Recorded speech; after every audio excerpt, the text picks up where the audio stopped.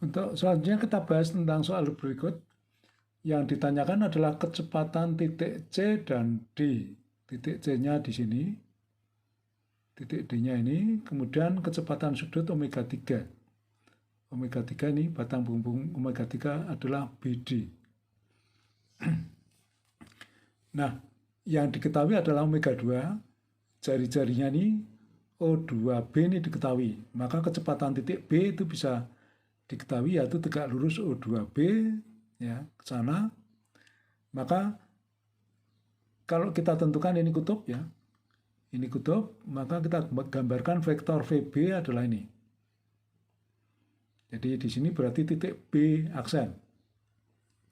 Kemudian titik B, E3 dan D itu terletak pada batang punggung 3. Nah, ketiga titik ini mempunyai kecepatan relatif satu terhadap yang lain. Maka dari B aksen kita buat garis ini tegak lurus BD. Kemudian titik D ini berada di batang punggung 4. Dia berputar terhadap titik O4. Maka kecepatan D adalah tegak lurus ini, DO4. Maka dari kutub ini, kutub, kita buat garis tegak lurus ini. Ini adalah tegak lurus DO4. Nah, ini merupakan tempat kedudukan D aksen.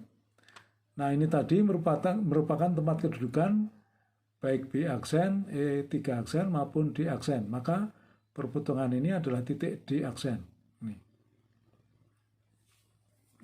Nah, untuk menentukan posisi ini, E3 aksen, kita menggunakan perbandingan ini. Jadi B E3 banding E3D sama dengan B aksen E3 aksen banding E3 aksen D. Karena ini merupakan bayangan dari ini. Jadi pakai perbandingan itu ya. Maka titik E3 aksen ketemu. Nah, kemudian dari kutub ke titik E3 aksen itulah VE3.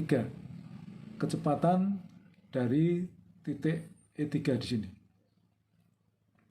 Nah, kemudian titik E3 dan E5 itu berimpit.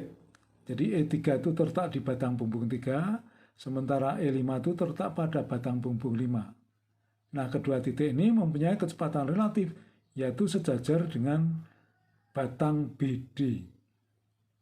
Maka melalui ini, E3 aksen, kita buat ini garis sejajar BD. Nah, ini merupakan tempat kedudukan E5 aksen. Ini. Kemudian E5 ini terletak di 5.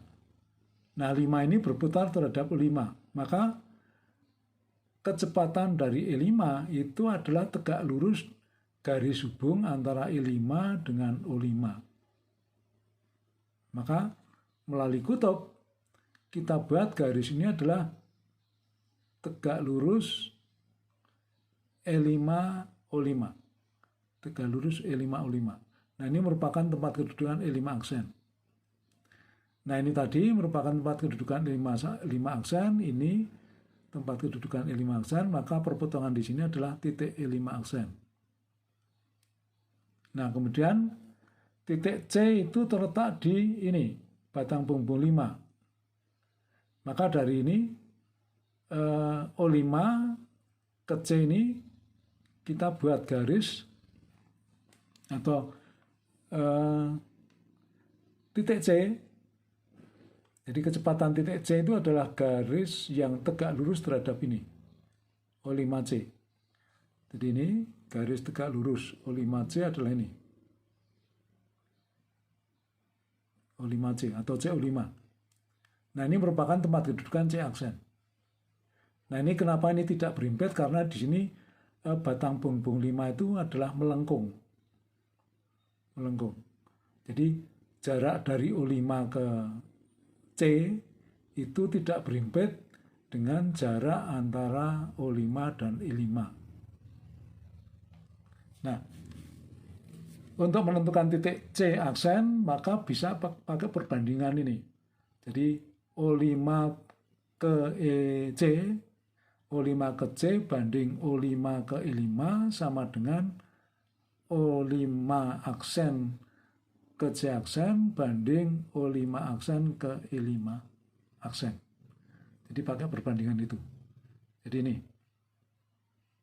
Maka titik C aksen itu ketemu. Nah, setelah ketemu, maka dari kutub ke C aksen itulah VC. Jadi dari kutub ke C aksen itu adalah VC. Jadi kecepatan titik C. Nah, untuk kecepatan titik D tadi adalah dari kutub ke D aksen. Itu VD.